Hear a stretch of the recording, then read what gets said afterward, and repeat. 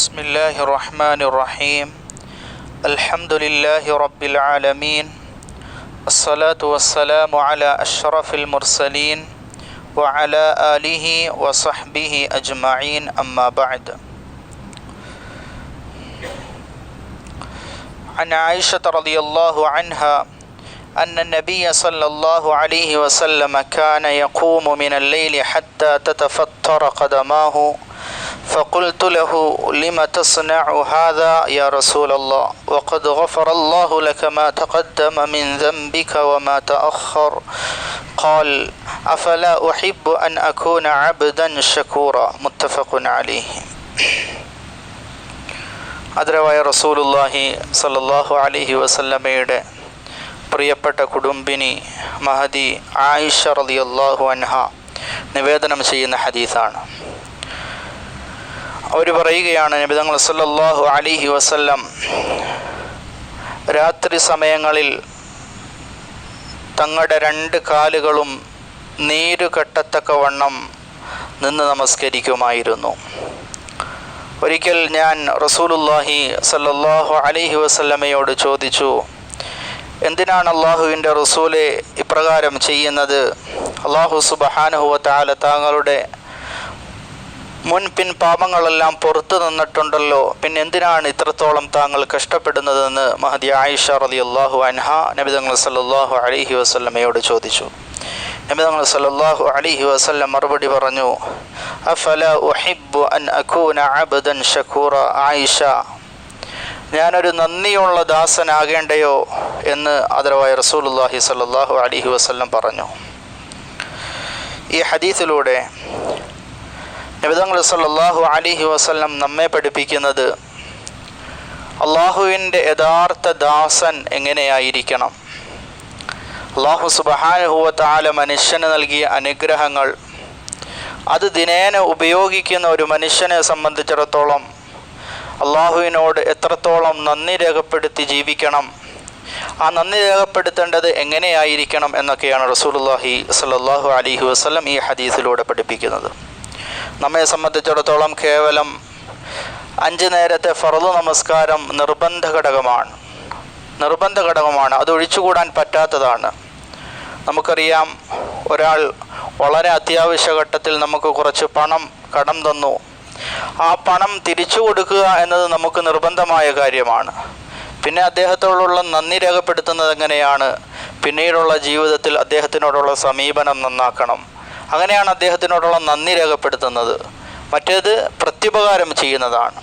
അള്ളാഹു സുബ്ഹാനഹു വ തആലയുടെ അനുഗ്രഹങ്ങൾ നമ്മൾ ഉപയോഗിച്ചുകൊണ്ടിരിക്കുമ്പോൾ അള്ളാഹു സുബ്ഹാനഹു വ തആല നിർബന്ധമായി നമ്മളോട് പറഞ്ഞ നമസ്കാരാദി കാര്യങ്ങൾ നമ്മൾ ചെയ്യുമ്പോൾ നമ്മളൊരിക്കലും നന്ദി രേഖപ്പെടുന്നവരായിട്ടില്ല. പിന്നെയോ അള്ളാഹു സുബ്ഹാനഹു വ തആല തന്നതിന് നമ്മെക്കൊണ്ട് പറ്റുന്ന രീതിയിൽ പ്രായശ്ചിത്തം ചെയ്തുകൊണ്ടിരിക്കുകയാണ്. പിന്നെ നന്ദി രേഖപ്പെടുത്തുന്നത് എങ്ങനെയാണ്? വേറെയും അമലുകളിലൂടെ റസൂലുള്ളാഹി സല്ലല്ലാഹു അലൈഹി വസല്ലം ജീവിതത്തിൽ പതിവാക്കി കാണിച്ചു തന്ന സുന്നത്തായ അമലുകളിലൂടെ, സുന്നത്തായ നമസ്കാരങ്ങളിലൂടെ, സുന്നത്തായ കർമ്മങ്ങളിലൂടെ നാം ചെയ്യുമ്പോഴാണ് ഒരു മനുഷ്യൻ അള്ളാഹുവിനോട് നന്ദി രേഖപ്പെടുത്തുന്നവനാകുന്നത്. നബി തങ്ങൾ സല്ലല്ലാഹു അലൈഹി വസല്ലമയെ കുറിച്ച് വേറെയും ഒരുപാട് ഹദീസുകളിൽ വന്നിട്ടുണ്ട്. നബി തങ്ങൾ സല്ലല്ലാഹു അലൈഹി വസല്ലമയുടെ ദിനേനയുള്ള ചര്യകൾ. ഒരിക്കൽ ബഹുമാനപ്പെട്ട ഹുദൈഫ റളിയല്ലാഹു അൻഹു നിവേദനം ചെയ്യുന്നുണ്ട്, ഞാനൊരിക്കൽ റസൂലുള്ളാഹി സ്വല്ലല്ലാഹു അലൈഹി വസല്ലമയുടെ പിന്നിൽ പോയി രാത്രി നമസ്കാരത്തിന് കൂടി. നബി തങ്ങൾ സല്ലല്ലാഹു അലൈഹി വസല്ലം നിന്ന് നമസ്കരിക്കുകയാണ്, ഉറക്കെയാണ് ഓതുന്നത്. നബി തങ്ങൾ സല്ലല്ലാഹു അലൈഹി വസല്ലം ആദ്യത്തെ റക്അത്തിൽ സൂറത്തുൽ ബഖറ ഓതി. ഞാൻ ഓർത്തു ഇപ്പം തീരും എന്നോർത്തു, റുക്കൂഇലേക്ക് പോകുമെന്നോർത്തു. തീർന്നില്ല. റസൂലുള്ളാഹി സല്ലല്ലാഹു അലൈഹി വസല്ലം സൂറത്തുൽ ആലി ഇംറാൻ ഓതി. ആലി ഇംറാൻ തീരുമെങ്കിലും റുക്കൂ ചെയ്യുമെന്നോർത്തു, എന്നിട്ടും തീർന്നില്ല. നബി തങ്ങൾ സല്ലല്ലാഹു അലൈഹി വസല്ലം നിസായിലേക്ക് പോയി.